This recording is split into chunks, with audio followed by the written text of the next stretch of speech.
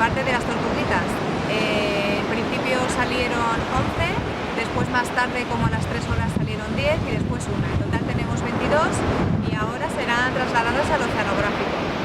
Han hecho un pasillo de tierra por el que están pasando las tortuguitas para que adquieran la posible impronta con esta playa y cuando alcancen la madurez sexual de 20 a 30 años puedan volver a anidar a este lugar. Y bueno, el resto de huevos esperemos que esta noche salgan. Un beso a todos.